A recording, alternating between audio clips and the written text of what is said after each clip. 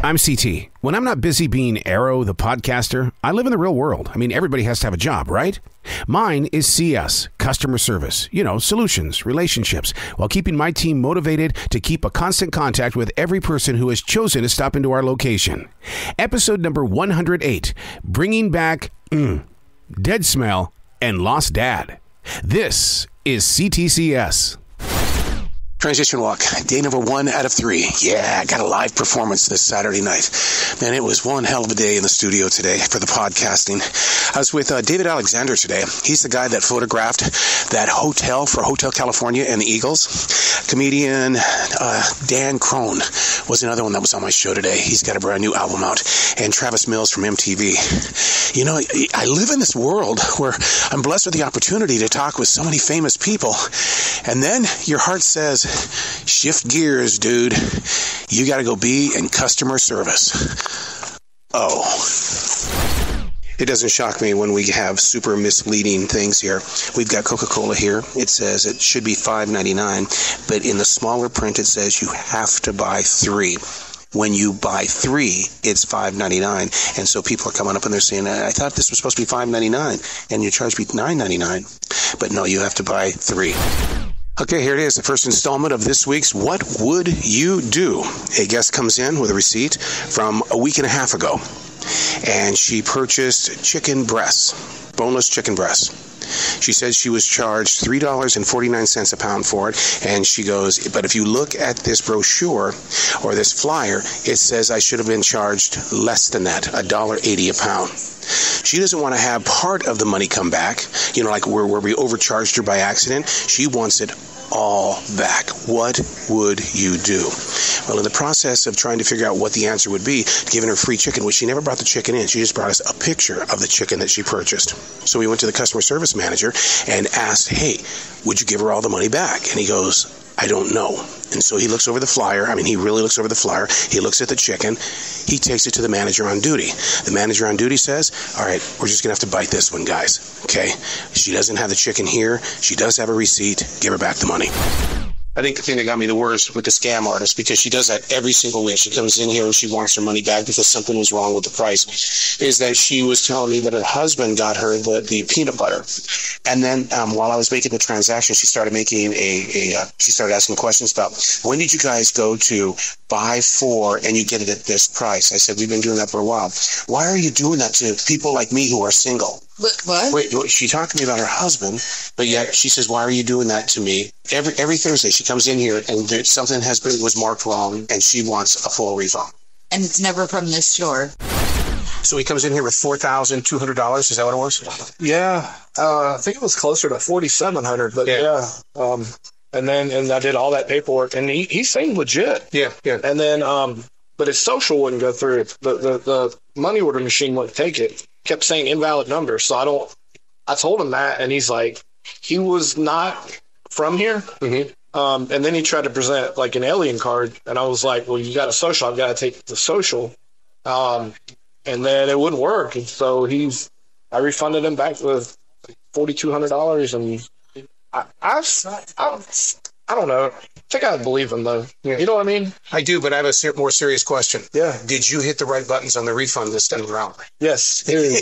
When I realized I had to do that, I was like, fuck me, man, dude. God, I don't need to get written up again.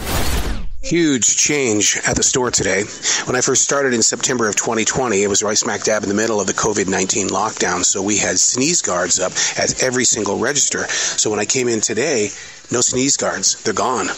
It's not like that COVID went away. It's not that we still don't have the RSV or have some sort of flu. It's gone. And I'll tell you what, the people on the registers are upset because they feel unprotected. Transition walk, day number 2 out of 3. A transition walk is separating yourself from the business world that you live in, or the world with too many family members and friends, and you just walk in an area where there's solitude and peace. This happens to be in a forest in South Charlotte, North Carolina for me. And it just rained a few minutes ago, a fall rain with the fall colors, a light breeze, the temperature about 56 degrees.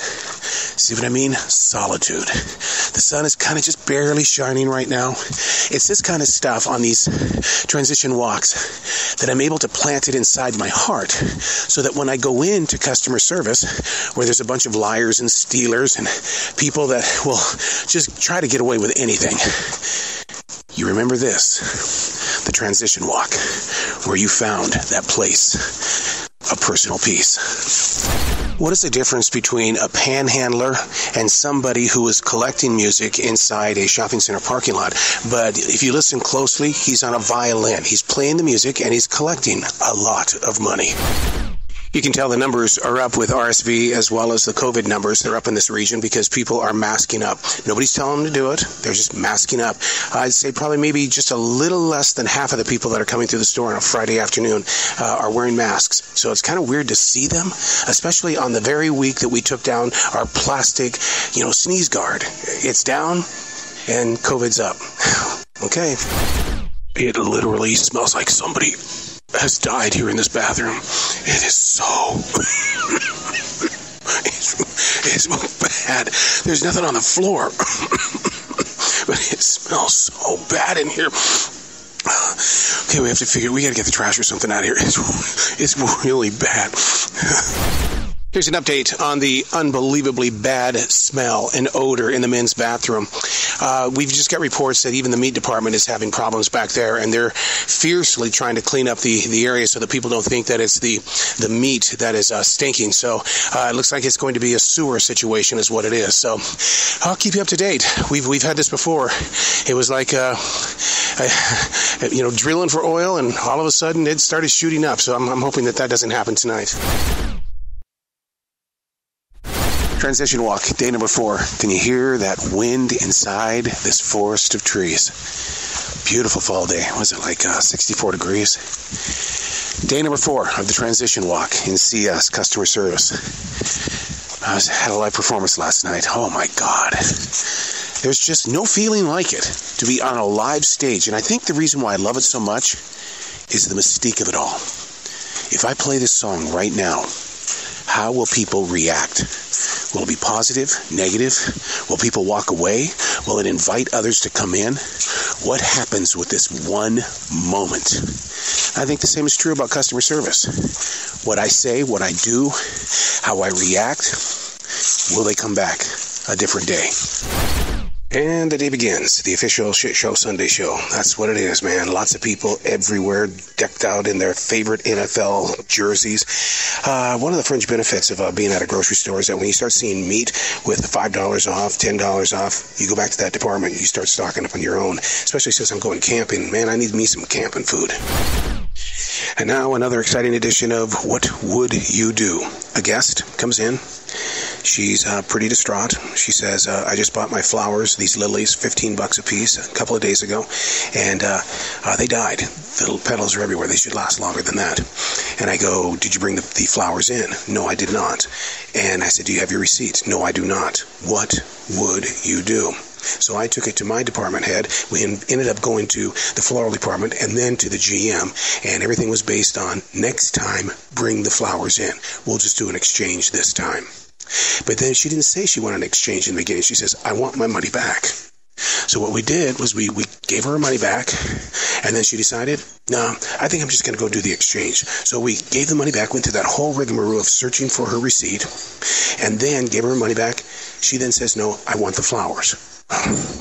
What would you do? How do you keep your calm on a shit show Sunday? A girl, maybe 7 years of age, comes up and says, I can't find my father. Right away, you go into like a take care of this child mode. Yeah, and the first thing I heard out of your voice was, we're going to find your dad. And I hear you do the page for the description she gave you, blue shirt. And then all of a sudden, I'm walking the store looking, then I see our florist walking, then I see our bar, and we're all going throughout the whole store looking for a blue shirt. With dark hair. With dark hair. And I stopped the guy and he goes, I'm not the dad. And he had already been stopped. Yeah. And then when the dad comes up, was he wearing a blue shirt? No, it was a pink shirt and he had blonde hair.